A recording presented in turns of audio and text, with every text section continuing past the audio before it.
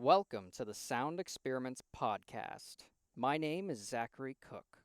Today, we had the great pleasure of going on a tour of the Sound Devices facility, aka the Sound Devices Mothership, and we had a personal tour by Gary Trenda, who's the head of wireless at Sound Devices. Special thanks to Gary Trenda for giving me this personal tour and for even hooking me up with a little bit of Sound Devices swag. A couple of shirts and an awesome pair of socks that have the Sound Devices mixers on there. Thank you so much, Gary, and the people at Sound Devices. You were all so wonderful. This one's for you and for all the sound mixers out there. I, along with many other sound mixers out there, depend on Sound Devices mixer recorders for my everyday work. So what you're about to watch is a little piece that I put together.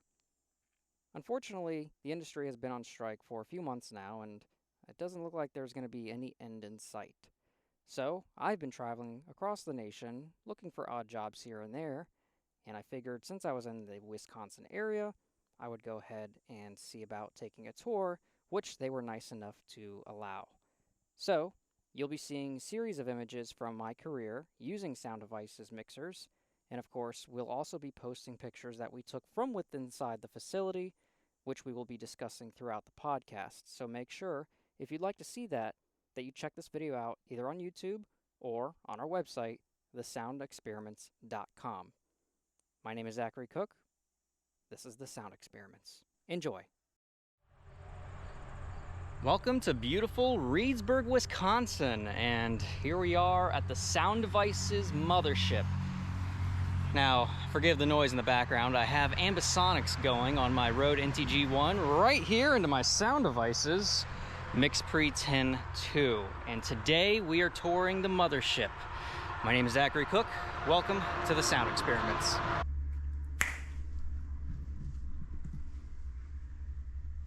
Well, that looks mighty familiar right there. Ooh. I'm so excited, and they see me coming. Holy crap. Beyond these doors is the Mothership. Here we go.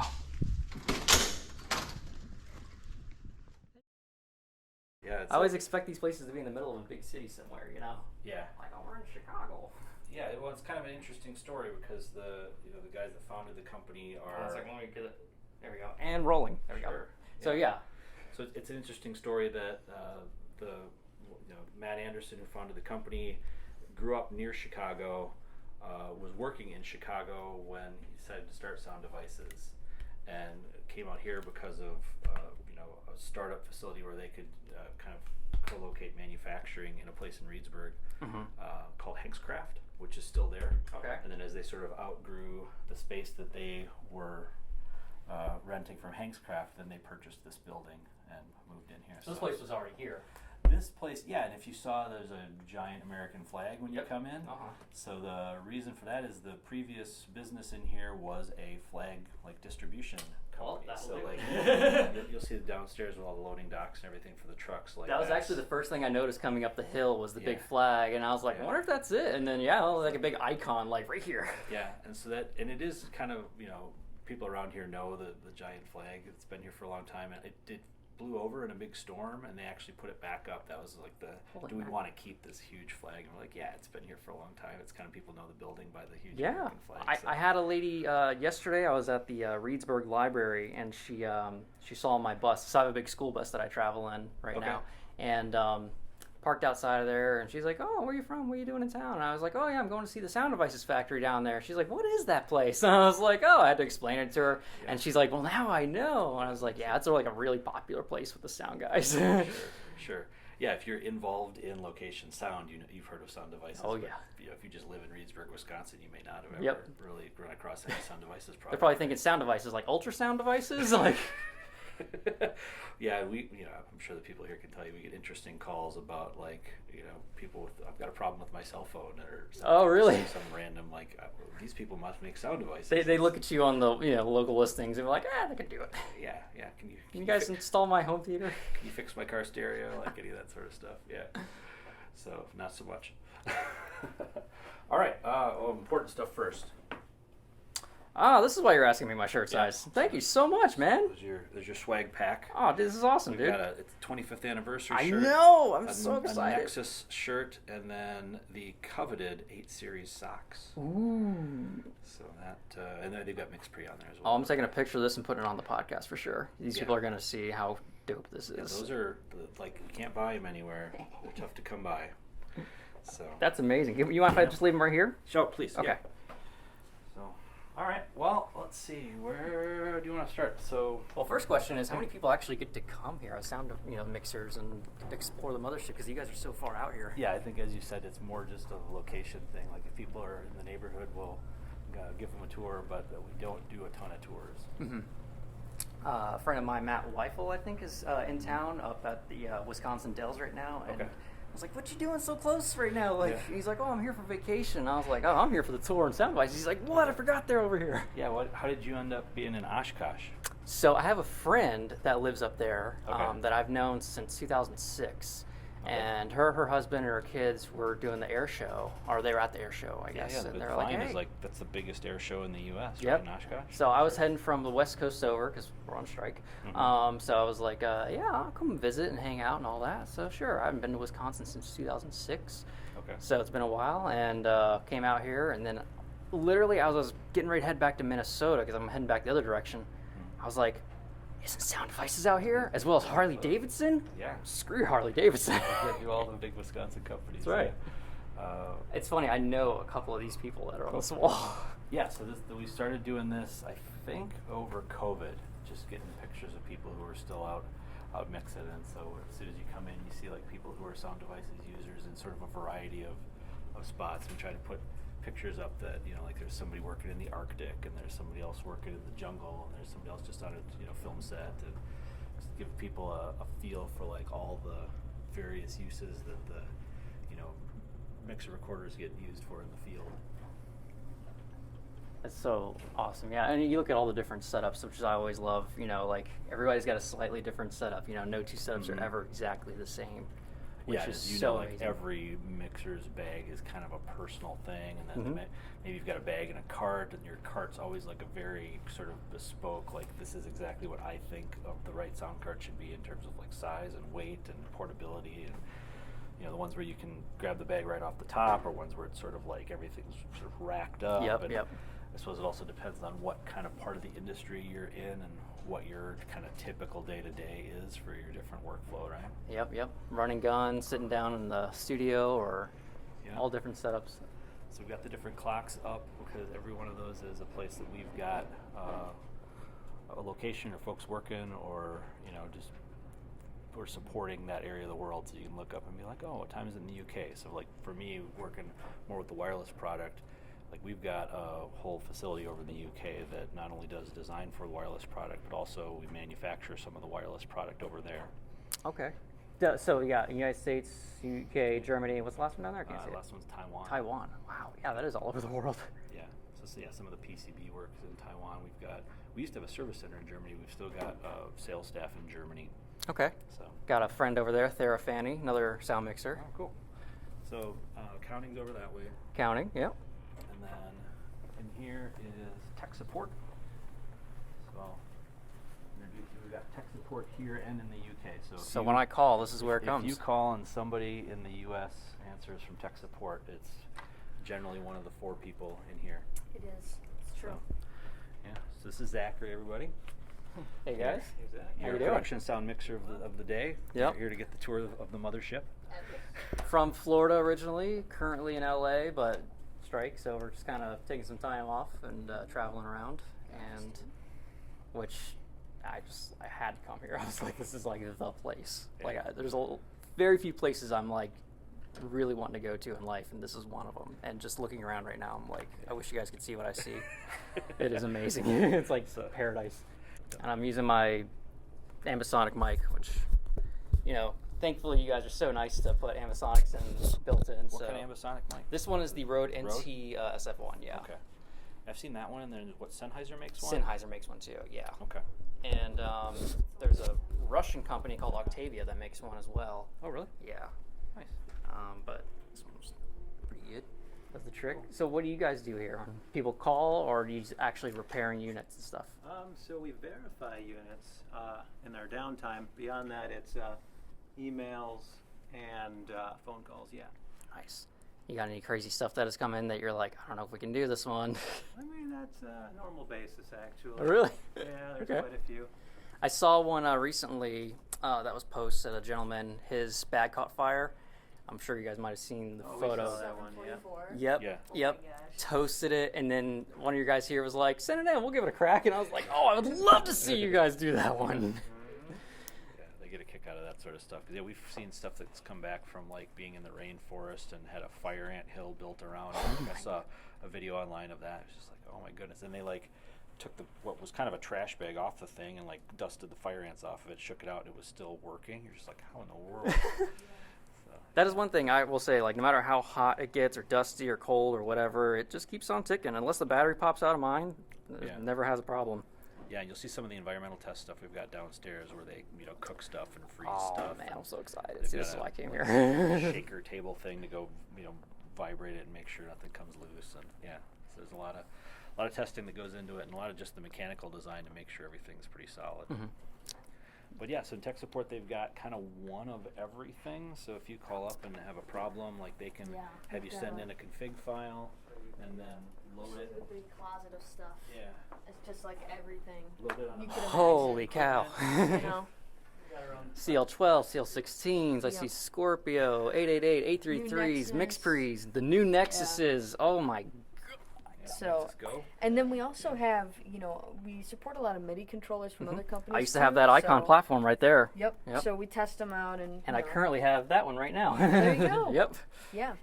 So somebody will call and they'll say, I'm having a problem with the, icon or whatever. We grab it out of here, set it up. Okay, what are your settings? What are you doing? And we try to follow along with what they're doing on the phone. That is so You know. awesome. Instead of like trying to in your head guess and like, oh, I think it's. Yeah. You can do some of that, especially with like, mixed pre-menus. After you go through them so many times, they're like memorized. But, if somebody's got a different controller, sometimes it's just good to see the physical thing that they're talking about, And there's a lot of So- different configuration options too, and so sometimes when somebody's got some weird thing happening, loading their config on the hardware can kind of help to troubleshoot it, to be like, oh, okay, because you've got your routing set up in this way that's maybe unique to your particular workflow, right? And, Totally. and then how do you guys go about with firmware? Does everybody should be on the latest, or if somebody's on the older one, can you go back and help them on that one too? Well, most of the time we'll say, please update. Yeah. But a lot of people, if they're in the midst of a shoot, they want to say, I want to keep the same configuration through the remainder of the shoot, and then I'll update after. So if there's any sort of like particular bug thing, we have a whole list of everything we've found in previous firmwares. We can kind of advise based upon that. Okay. Most of the time we recommend, hey, get on the latest. It'll probably solve it. Yeah. But I have had a few cases where I get a person to send a setup file, and I load the old firmware too to Okay. see what they're seeing. That's cool. But not as often, I'd say. Yeah, and there's a lot of people who are kind of the mindset, if it ain't broke, don't fix it, right? Yeah. Yeah. And so they'll look at the firmware release notes and see if we've fixed anything that would matter to them or not. So you can get people that are on, not the latest and greatest firmware, but I think generally speaking, people don't, wait for a year to update firmware, right? Yeah, well, I- it kind of I- depends on or- the product. Well, as a user, I typically check about every 2 months unless I get an email and says, "Hey, Sure. we got a new one," and then I'll stick Yeah. it in. Yeah, I think I'm on 6 right now for the 10T2, so yeah. I think so. I But will say with the wireless product, the biggest thing is when we do a firmware release, it generally touches all of the wireless product, right? So it'll be your firmware on your receiver and your transmitter have to match. Like Okay. that's really important. Yep. So you guys will get calls where there are definitely problems when you've got a firmware mismatch between a transmitter and a receiver, Yeah. which is unique to the wireless product because with the mixer recorder, it's not like it has to match up with a CL16 or something like that. USB protocol doesn't really change from firmware to firmware. okay. Yeah, that's one of the big, pointers if somebody calls with a wireless issue. Well, do your transmitters match your receiver? Because we may have introduced something new that it couldn't see if you weren't on the latest. Yeah, All I sorts do of- like the new Nexus Goes. 4 channels. Much easier price point for. Yeah, have you actually into. seen one yet? Not in person, no. Yeah, check Absolutely. it out. Check it out if you want. Okay. Here's It's got some weight to it. the original. Yeah. There's a lot of stuff going on inside there. Got let's see. So we got our AES combo out, which I like. You got some BNC connectors for your antennas. 2.4 gigahertz. So you guys are running on the Bluetooth spectrum, or? Yeah. So there's a Bluetooth radio in the transmitter and a Nextlink radio. Okay. So the Nextlink is our own proprietary 2.4 gig protocol. And yeah, the reason we use 2.4 gig is so we can do both Bluetooth and Nextlink with the same set of antennas there. And Nextlink is something we wrote in-house with the idea of it being very long-range remote control, like longer range than your audio link.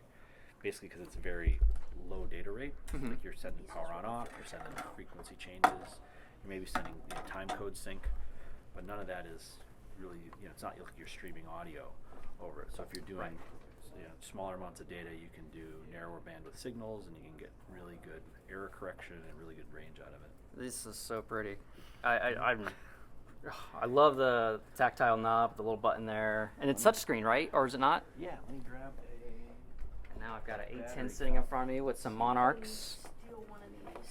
Or is that no, it's an A20. Never mind. It's an A20. It's a new. Yeah. Oh my goodness. I haven't held this either yet. Yeah, that just came out last week. This is So brand new. Wow. that's fresh. That is slim. Yeah, it's roughly the same size as the old A10 transmitter, and then that one actually takes 3 AA size batteries, so you can open that up if you want. Oh yeah, she is. Yeah, there you This is go. the old This A10. is the original A10.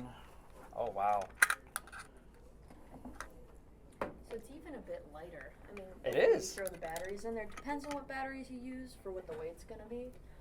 But And so you got an extra battery. Yep. You saved weight. Yep. And the A20's advantage over the 10 is the connected with the Go, or the A10 connected with the Go too, right? There's a number of things. So one of the big ones is our Spectraband tuning. So this actually will go all the way from VHF up to 1525 megahertz. So you've got the widest tuning range of any transmitter out there.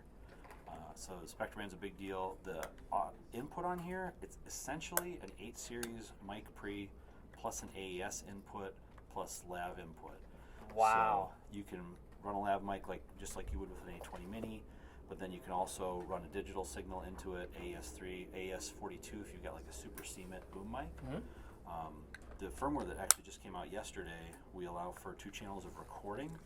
There's a micro SD card that goes in there. Nice. And so 2 channels of record.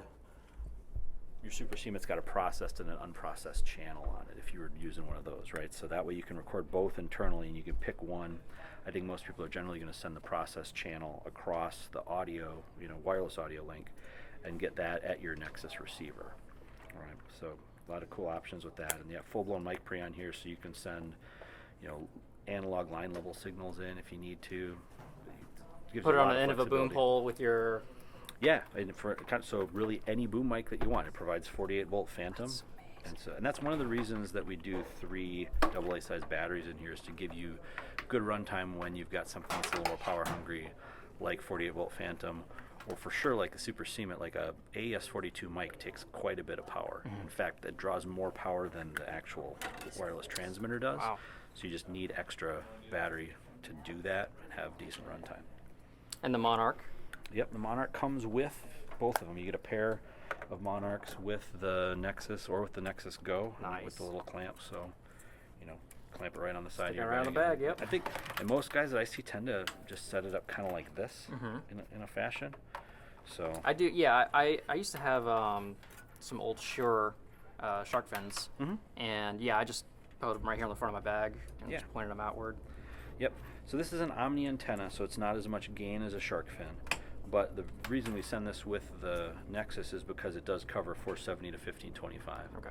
So that's the full spectrum band range for A20 Mini, and then it's most of spectrum band for an A20 TX. The only thing you're missing here would be VHF. Okay. So we do have some accessory VHF antennas that you can pop on the BNCs there. That's just a VHF whip. Every time I hear antenna if you VHF, need I it. think like analog television. Like Right, that's what it right. kind of was from, right? Yeah, and it's something that I think a lot of people don't think about because most wireless systems have moved out of there, but digital wireless systems are still allowed to operate there by like our FCC rules in the US. And if you're in some areas where the TV band is really, really crowded, like I did an event in Phoenix, Arizona, where literally every single TV station from 470 to 608, so TV 14 all the way up to TV 36 was completely used and full. Wow. And so like if you go someplace where you've got no vacant UHF TV, what do? And kind of that's the big advantage of SpectraBand for us, is that you can go up into that like duplex gap, that's 653 to 663. That's a 10 meg band that's allowed for wireless mics. That's in between some cellular bands, like where T-Mobile and those folks are. When they in bought, when they sold meg. off all that, Yep, I know. when they sold 600 meg. T-Mobile, Dish Network, and a bunch of people like that bought all that spectrum. The best, literally, the sweet spot, and they just took it all. Beachfront property, right? So that's why they repacked all the DTV to allow for that. So then you can operate in 10 meg there. Spectrum band again is capable of like 900, so you can do ISM band, which is 902 to 928. Wow. You can do STL band, 940 to 960 roughly. So, but now VHF as well. So VHF TV for us is 169 up to 216 meg. So that's another, just if everything else is full, Go maybe way VHF back down is the and- right way yeah. to go. Yeah, you just do have to have your different antennas there, and With because I know the FCC loves to just play catch with our. So how hard is it for you guys to like go back and because I know it's different in different countries too. So like we got our American FCC rules, but then you got Europe, Sure. and then you've got the ability to record to the device itself, the actual transmitter. Yeah. So In some setups, you can record and transmit simultaneously. but is that a licensing thing? No. So internationally, you can record and transmit kind of in any mode. For us, we have to restrict it in a few modes because of some patents that That's exist right. on record That's and what it was. transmit Okay. simultaneous. Yeah. Though the different country regulations, like kind of one of the driving forces behind SpectraBand is that it's nice to be able to make a single wireless transmitter that you can sell worldwide, right? Yes. And if you're traveling, let's say you get booked on a show that you're doing some of your work in LA where that's your primary spot, but hey, we're going to go do something over in Europe for a week. Yeah. You can just go on your transmitter and go on your Nexus receiver and say, all right, I'm going to be in Germany, and just set the country to Germany, and you'll see all the frequencies that are legal to use in Germany when you get there. Wow. And you use the A20 remote app, which is on your iOS or Android device, to set the country, and that's got location services on the device. So it knows right? that you're actually it's got there. GPS, so it's location aware. So that satisfies some of the regulatory requirements to Sure. make sure that if we're going to set the country to Germany, we're giving you just the legal bandwidth to operate in Germany, right? And I know these guys are doing auto scan now. So if you have a frequency and it gets automatically hit with something, it'll jump to a different one for you automatically, or Yeah, we'll we're have not- to go back and reselect it. There's a auto assign function. So Okay. when you've selected a tuning band, kind of the way this works, it's got a super wide range that you can pick, but you need to narrow it down to a 24 megahertz tuning band because of the filtering, right? Okay. Otherwise, if any receiver was looking at a gigahertz worth of RF spectrum, it would have a tough time figuring out the noise from the microphone that you care about. So you narrow that in, and we strongly filter out all of the out of band stuff. And so once we filter all that out, you're looking at 24 meg worth of spectrum within that range. Then you can do an auto assign that says, okay, scan this spectrum and find me the best frequencies within that spectrum. So that's how that works. We don't have automatic frequency avoidance at this point. It's not constantly scanning and moving. I guess that would be technically possible, but the current firmware doesn't do that. It's something we've obviously thought about, but right now what you'll see is the real-time spectrum analyzer on here. Oh, the reason why I asked that is because I did a gig one time in San Francisco where we were in a vehicle moving, and as we're moving along, I was just getting bombarded with different signals. So it would just change on me. So if you're looking at your real-time spectrum analyzer, let me set this up here. The auto assign is like this, and you could say auto assign all, and then you can decide what part of this range, maybe you want to limit it, that's put them all amazing. here or put them all there. Hit OK, and then it would assign frequencies for you if I had transmitters paired up with this receiver. At this point, once there's a frequency assigned, if I want to move it, let's say I saw an interfering signal come up next to my transmitter, I could tap anywhere on the display and just say I want to assign receiver 1 to there, and it'll just move it over. Then you see how it kind of highlights it in orange. So it's pretty fast to do that, and because of the NextLink control of the transmitter, we've got it set up where the transmitter just basically tells the receiver to stay in sync, Okay. right? This is so nice. What's the C port for? Is that firmware? USB-C. So a couple of things. You can pull files off of that micro SD card if you want. You could also take the micro SD card out and use it in a card reader like you normally would. If you've got lithium-ion batteries, so a higher voltage battery, like something more than 3 volts, you can actually charge the batteries that are in there using USB-C. Nice. So we've got, do you have any extra batteries hanging out? We do, yeah.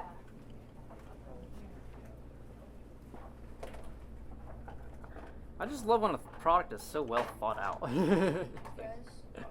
And it works. So if you have this is actually a lithium iron phosphate battery, which is kind of a unique thing.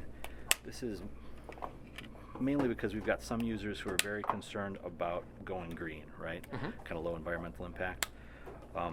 Lithium ion batteries are what you're kind of used to in your cell phone and everything else. That would be about a 3.7 volt cell. These are 3.2 volts, so a little bit lower, so it's not quite the power density of lithium ion. But lithium iron phosphate batteries have about 10 times the number of recharge cycles of lithium ion. So you know how lithium ions, after a certain number of recharge cycles, will start to kind of lose capacity. This lasts quite a bit longer. So if you're thinking about, if I'm charging these batteries every day, how many days can I get out of it? Like these, you could get potentially years out of a lithium iron phosphate rechargeable without really any change in their capacity. So we support these. We also support the lithium ions. Anything that's this higher voltage, then you can charge it with the USB-C. The other kind of cool thing is, let me see if this works. I think these are charged up. Yeah. So you can also. Well, that's a good thing. It's not going to pop out. Yeah, for sure. So there we go. It'll also run on just 2, or and your runtime is going to go down, but a single 3-volt battery is enough, or 3.2 volt battery is enough to run this thing. Just so enough. It'll still run on 1. So you've got kind of some extra redundancy there as well. That's amazing. That you could load it up with 3, but you don't even know of any other brand that can do that, honestly. Yeah. It's one battery, even slightly pops out. It's like. Yep. So we're as you said, it's pretty solid fit in there, but then, and that is still relatively lightweight. And lithium iron phosphate batteries are a little heavier than a lithium ion, so imagine that's gonna be a little lighter. Oh, it's nothing. No talent I'd ever put this on would even notice it's there half the time. So. And interesting to me is some of the users who put this on boom pole are super concerned with weight as well, right? Because they're like, I want to put it on the end of my boom, and I want the boom to be too heavy. So same thing with that. A lithium ion battery in here is going to be fairly lightweight. It's and a metal case on it, really durable. This bottom piece is composite because the Bluetooth antenna is underneath here, so that can't be metal. Okay. But then everything else is metal. The cap on here actually goes over the screws. There's a screw for the LEMO connector, and then there's a screw for the SMA connector, and it goes and locks them down, so those screws will never loosen up on you. Nice. LEDs there and there. It's an e-ink display, which you probably saw. On like the e-readers, right? So yeah, kind of like an Amazon Kindle. Yeah. Where like even when that's you turn so it nice. off, You can change it. we just flip it, and you can invert it from the menu as well. But right now, it just inverts when it shuts off, and then same thing, like even. This really is on there. Okay.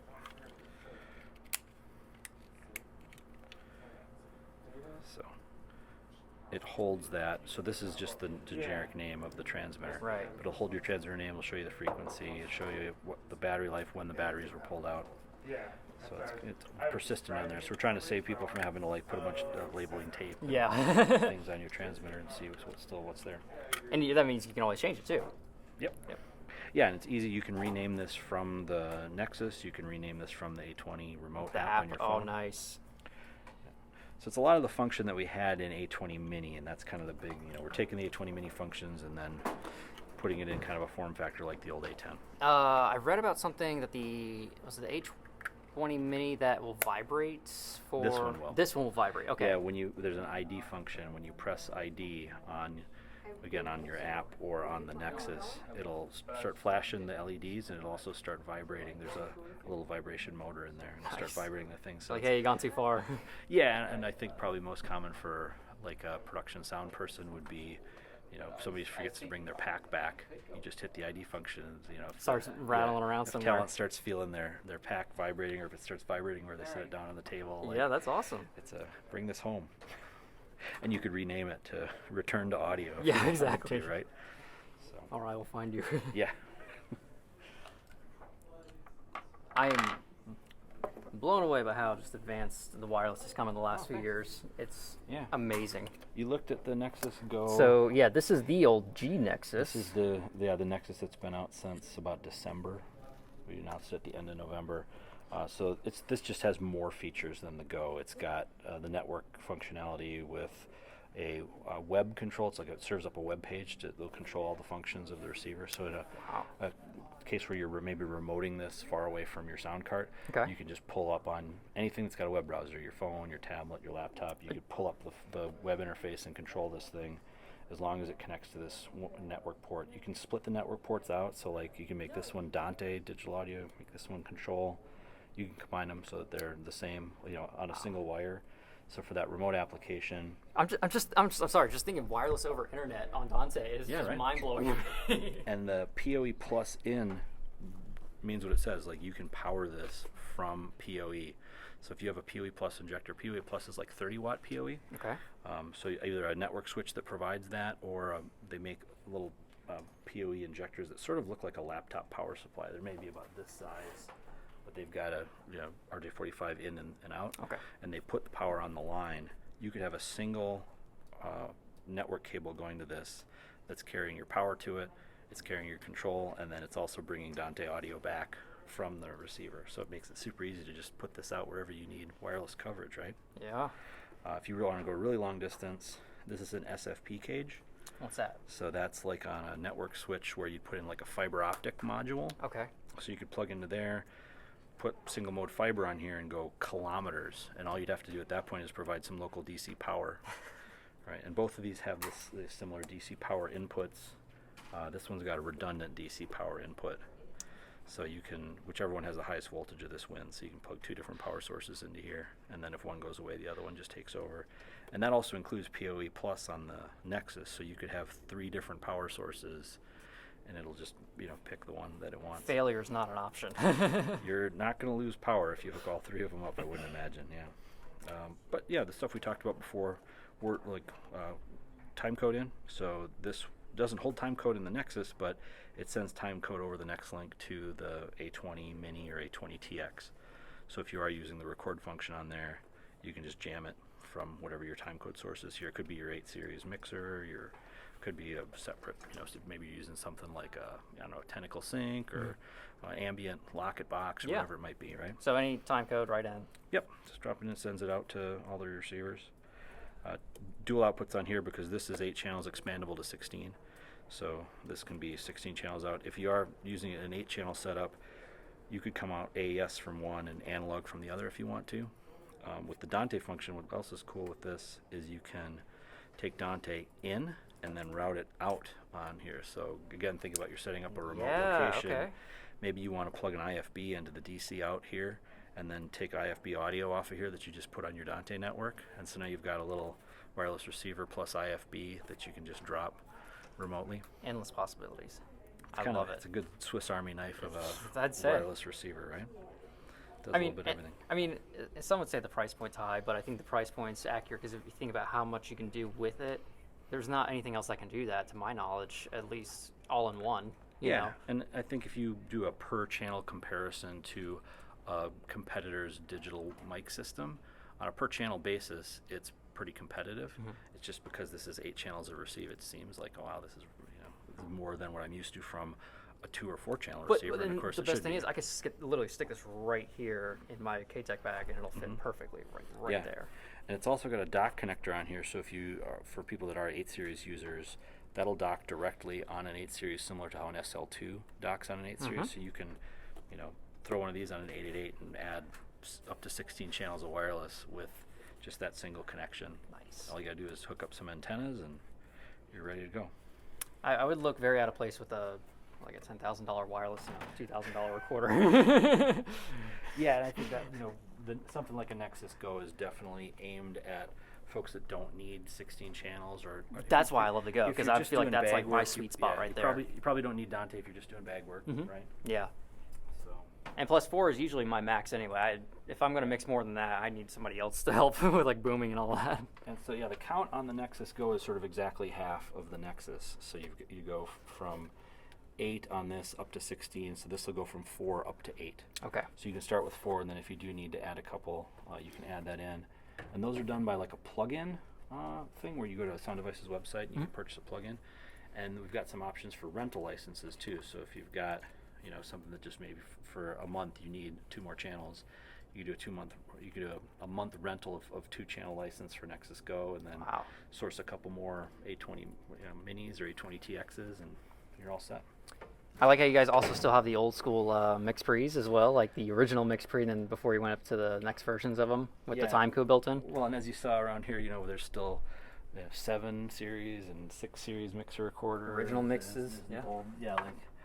You've got the original like MP1, and I used that in college actually. That's how I learned was Yeah. that exact one right there. Yep. If we can still get parts for it, we will fix anything that Sound Devices has made in the 25-year history. So really the only thing that stops us from servicing things is parts going obsolete. And that's also what causes some like changes within the different Sound Devices models. Like someone was asking me the other day about the PIX, particularly like the PIX 970 is a pretty popular like multi-track Dante recorder.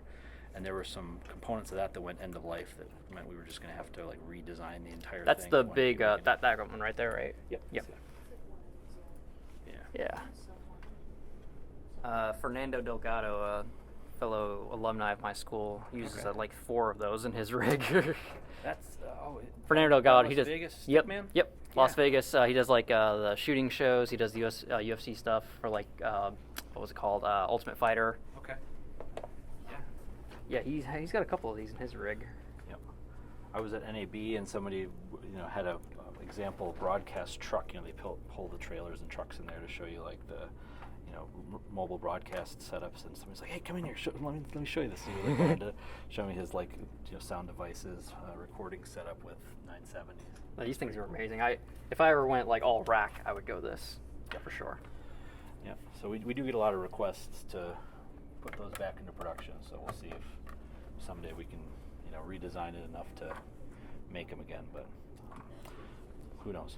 What parts went missing on it? Was it internal components or external components? That I don't know. I was Okay. just talking to some folks in engineering, and they said, yeah, we would have, if we could have kept making them, we would, but there were enough parts that went end of life that it just required a full redesign. Well, it's loved, let me tell you that.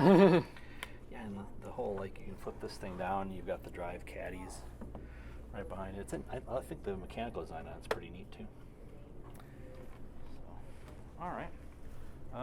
Anything else in support while we're here? I don't know. This is just call-in support, and then they give whatever they have. Yeah. So anything these folks will answer questions on the official Sound Devices Facebook page. You can email support, and it gets routed to them.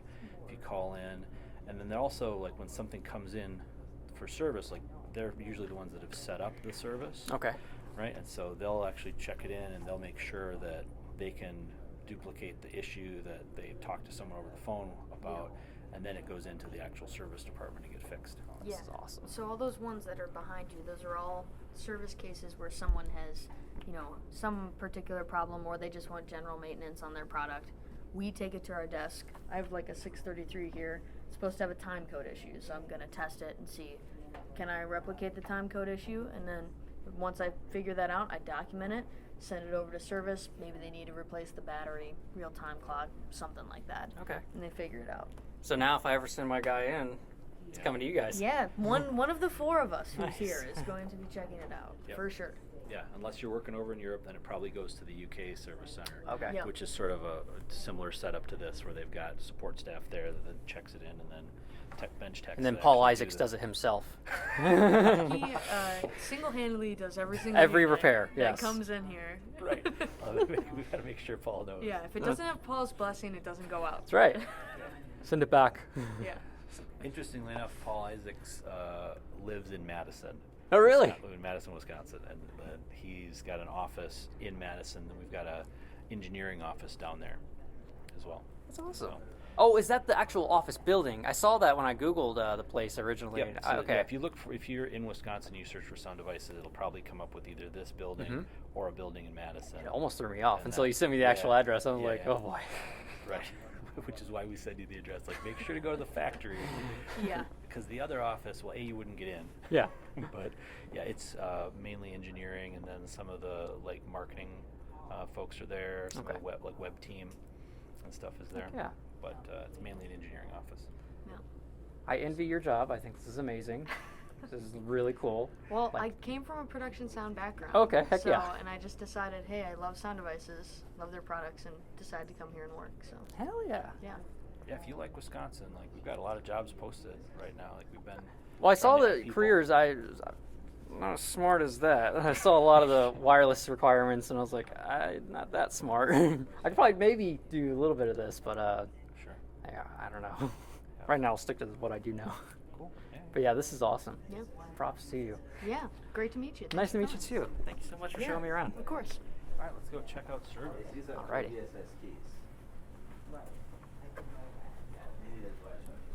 Now we're heading into the Mad Laboratory. Yeah, so we'll go bother Randy. Why would you want to do that, sir? This is Zachary. How you doing? Hey, Zachary, how you doing? Nice to meet you. We're Yeah, you showing too. him around. Randy is in charge of the service department. All right. So anyway, service departments, we talked with the tech support folks about how they're checking things in, and then when they verify the problem, then it comes into you guys, and you've got the actual bench techs doing component level repair Yes. of all the devices. So what do you want to tell them about that? Well, those guys are doing all the work behind you right there. Most of these guys have been around here for at least 5 or 6 years, and it takes a special skill set to do what they do, and that's because we don't rely on manuals to tell us how to fix products. I mean, there's up to 10,000 components in each of these products, especially the 8 series. So they have to identify the exact component. Yeah, it's like that's Wow. the Scorpio, and you can see it's just layers of circuit board. Oh. Oh. Without getting any Oh my little- goodness. little treats, Thank I gotta you. give some. Hey, where's the folder at? Oh yeah, sound devices folder. We used to have like boxes full of folders, and we're like, you gotta get rid of these things. Thank you so much. Currently, we're taking the top off of a Scorpio. There we go. Oh, wow. So we get some questions about like how come the chassis of my 8 series gets warm, and the reason is because all of these cans on here then connect through. You see these pads that conduct the heat through, and it's intended to put the heat into that aluminum top plate and spread it out to Yep. cool it. Yeah, I did like when you guys went aluminum on these because obviously number one heat dissipator, Yeah. pretty strong and shiny looking. I remember when the Scorpio came out, literally like my jaw dropped for like straight 2 hours. I was just like, oh my god. It does all the things in one. Everything.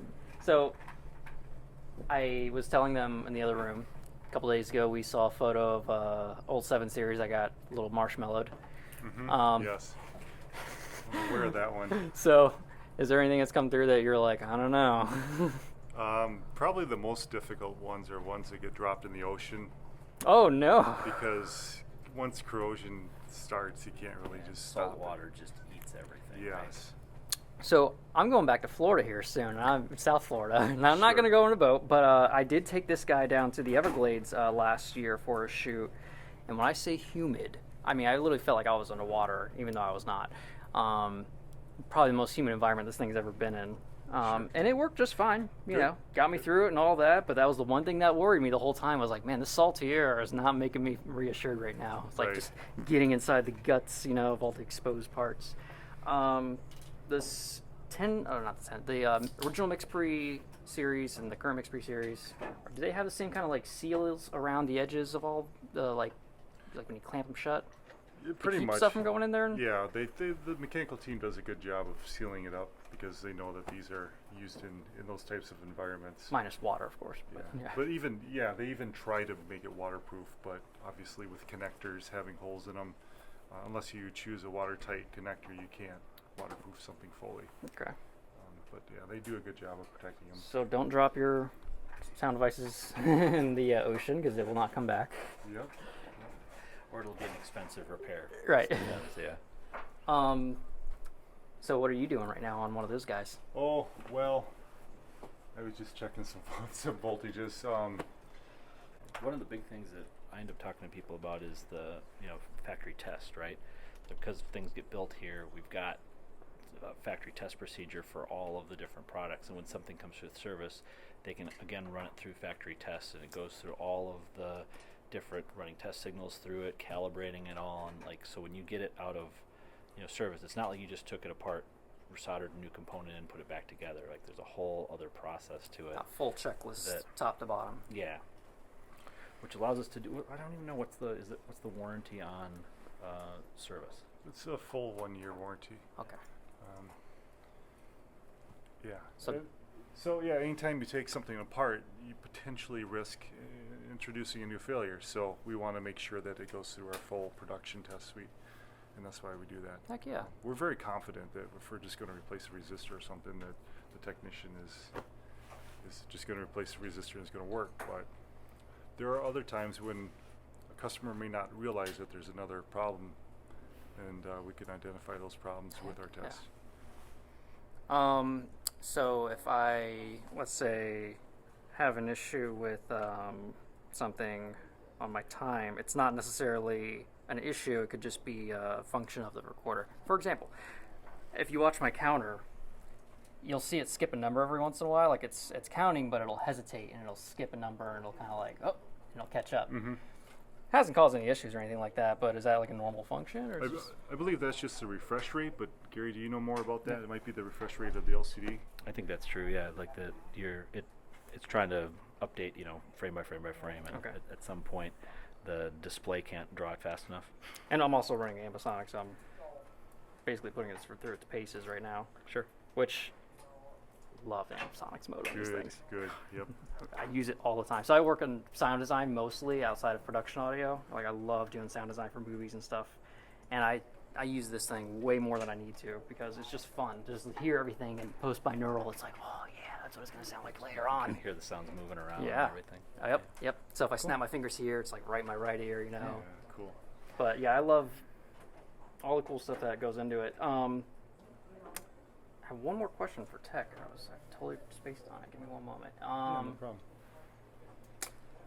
The components are not interchangeable from device to device, right? So like the mix pre has its own set of components, the A-series has its own set of components like preamps and stuff like that, all the little resistors, capacitors, everything separate. The circuitry is going to be different, a little bit different in each product, but the components, sometimes we share similar components and we use the same components in different products. Okay. And speaking of components, you want to come over here? I will. See if I can find. Okay, so this is the evolution of the resistor. So these are the different resistor sizes.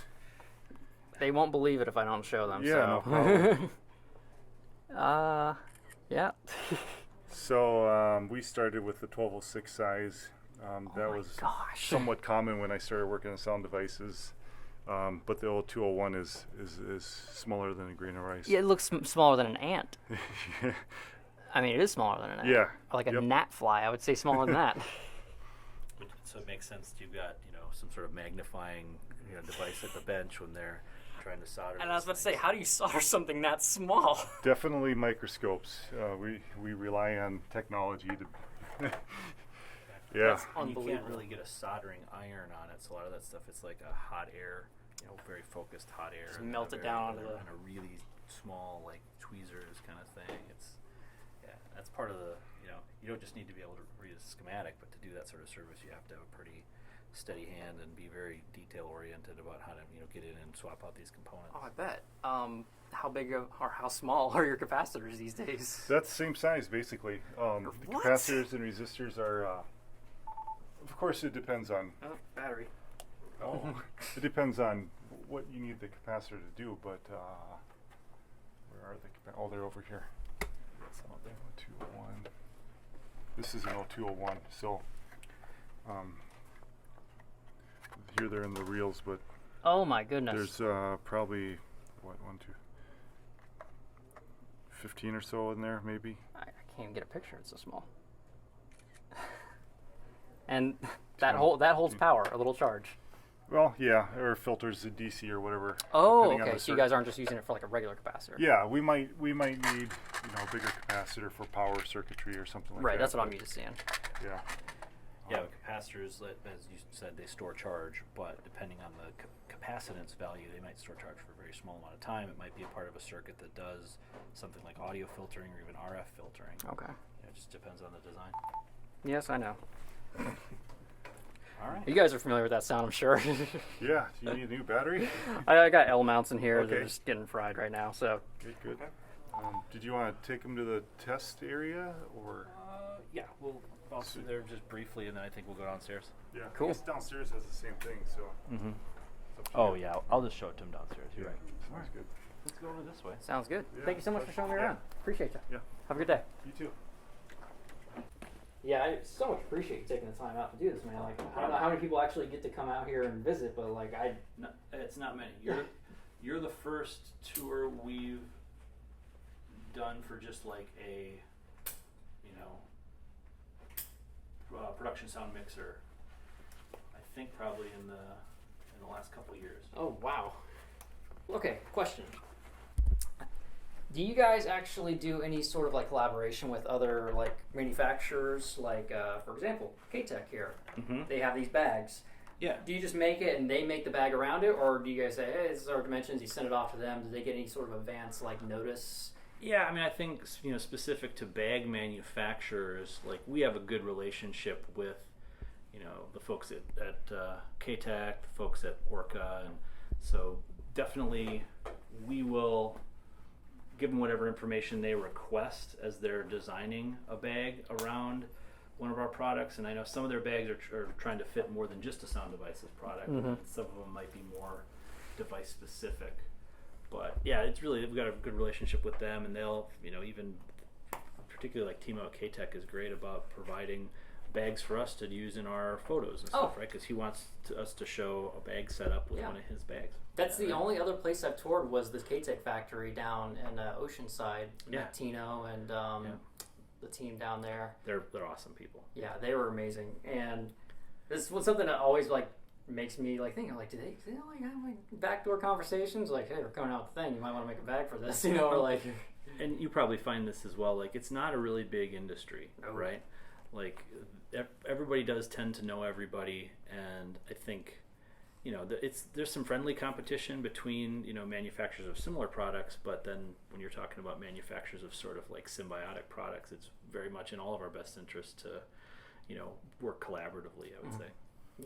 Yeah, I love it too, because it makes our jobs easier too when we're not having to like run around and find a bag that fits this, or I need a battery, well, only they make batteries. Well, it doesn't fit the output I need, like everybody's kind of like on the same page, which I think I didn't even realize until I went to college, but the AES, Audio Engineer Society, and how important that is with coming up for standards such as the XLR. Like, that, prior to that, it was kind of like whatever the heck they felt like making willy-nilly for their terminal. Yeah, and even things you kind of take for granted, like a lot of gear, including our Nexus, has like a 25 pin connector on there. It's a DB25 type connector that was used in the computer industry, I think probably before we started using it. The pinout for that is now an AES standard, so that like when we're developing a product that has a DB25 on there, we don't have to look and say like, well, most of the manufacturers do it this way. We go and say, okay, there's a AES standard for it that most of the manufacturers follow, and that's very helpful, I think, for that sort of stuff. And you've seen that on our product and other product where they'll even print, like, hey, this conforms to AES 59 or something like that. And I've got some friends on the standards committees who are very interested in, making sure that you have interoperability between all this equipment. And it's helpful too for the cable manufacturers, as you'd imagine. Like, they don't want to make 5 different varieties of like DB25 to XLR breakout, right?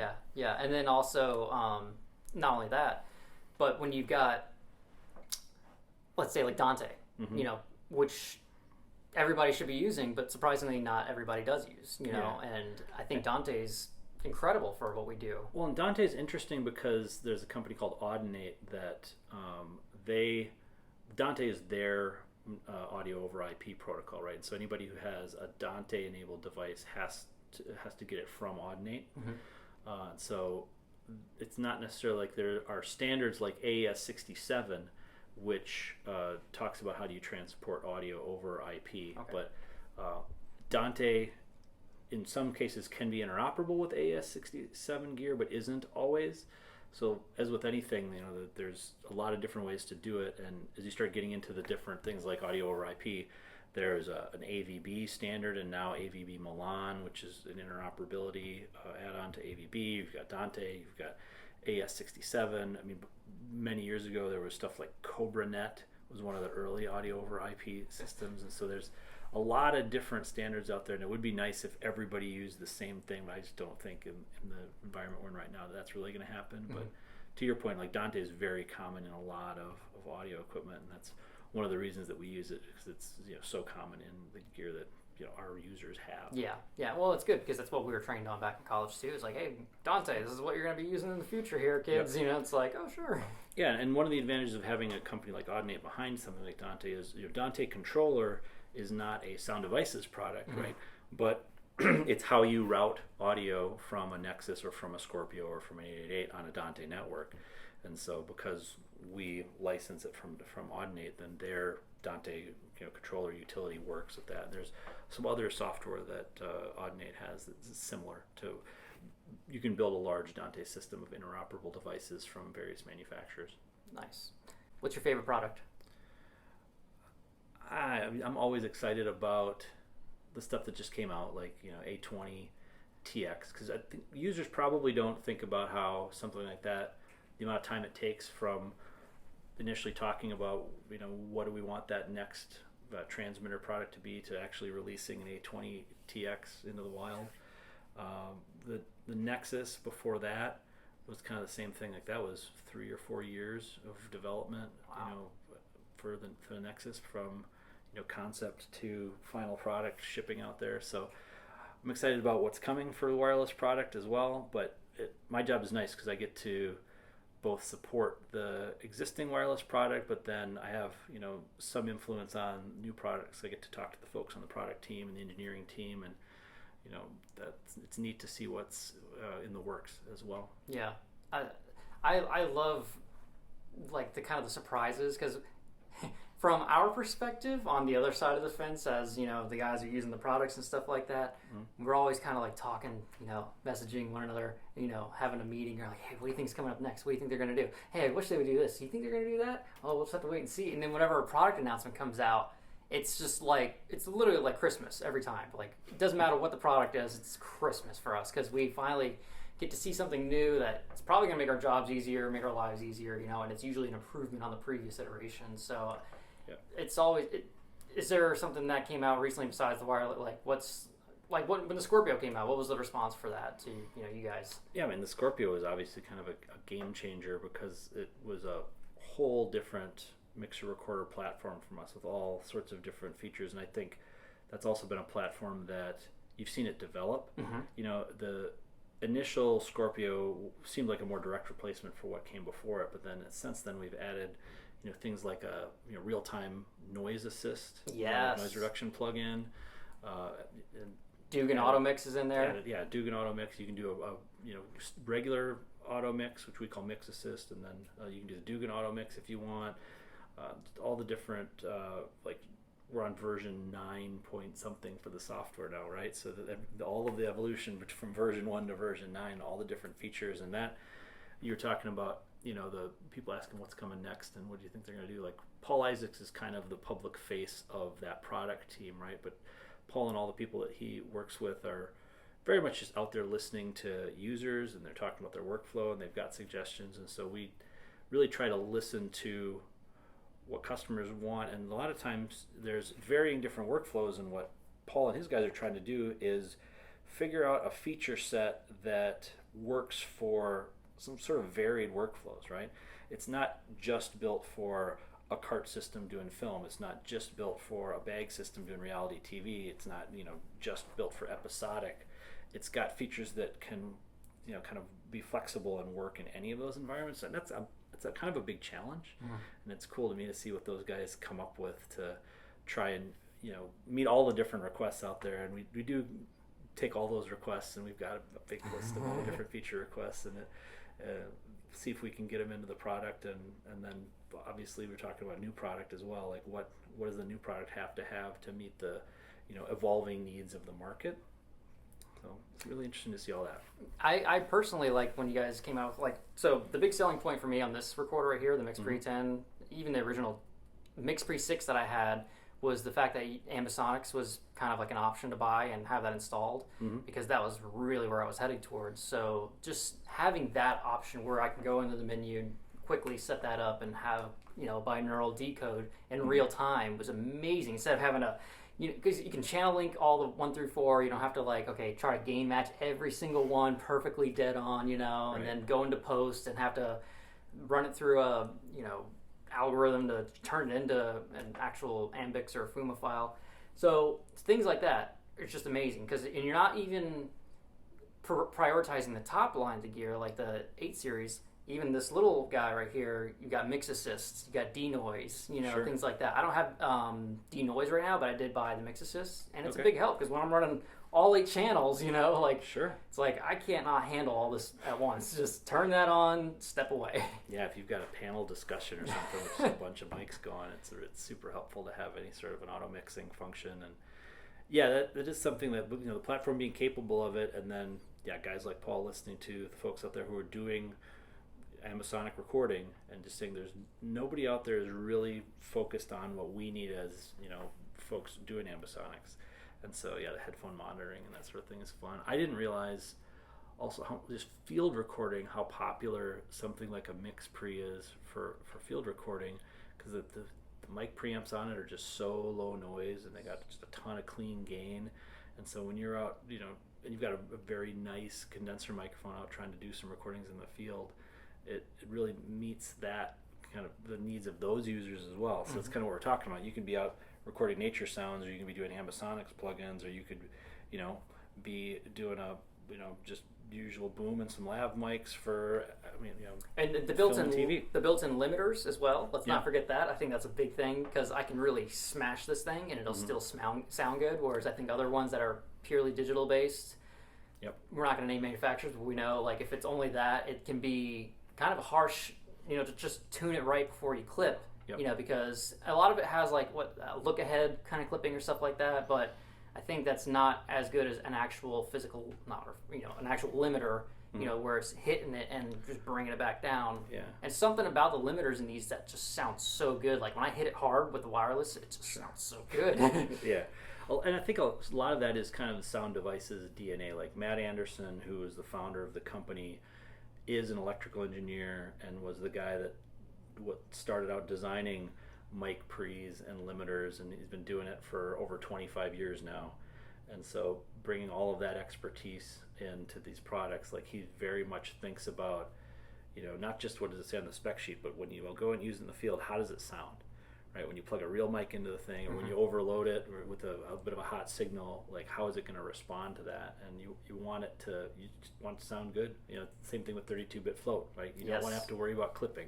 Such a big thing. That was a big thing, especially for sound effects, because I don't know what I might want to go get, but I know if it's a loud source, I don't have to worry about clipping anymore. Train passing by, gunshots, stuff like that are just super high peaks.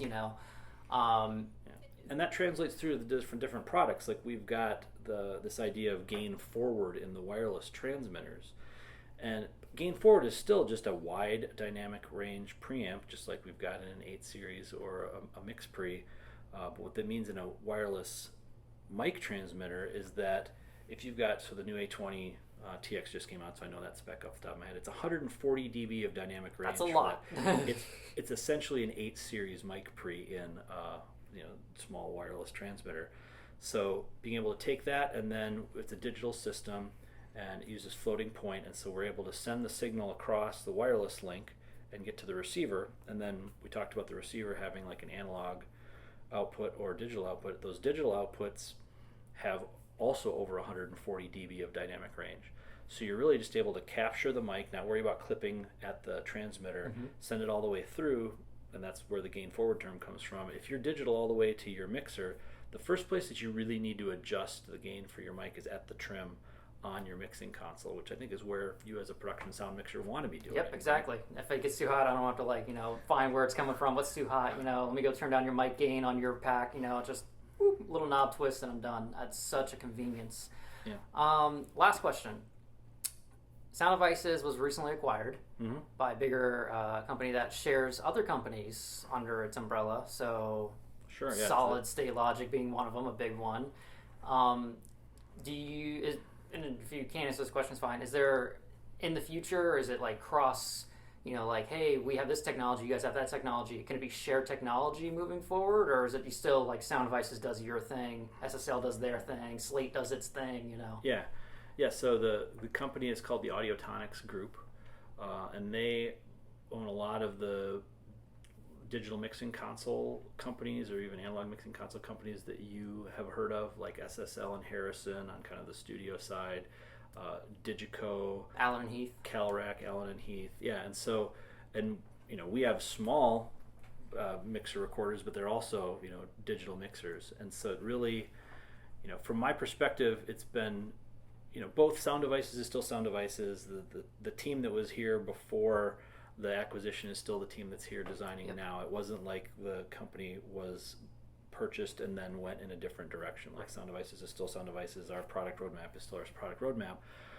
But we've got this whole group of companies where they all have expertise in these similar, digital systems, audio mixing, and all that. So the technology share across the different groups is an advantage to us, right? Because it's something we're trying to figure out. We can go ask one of the other companies in the group if they've already, figured out a way to, do this, if they've, seen the same challenges that we're seeing. Yeah. So that's been the advantage to me. Like I don't think it's we're not going to be the next SSL. Yeah. Right?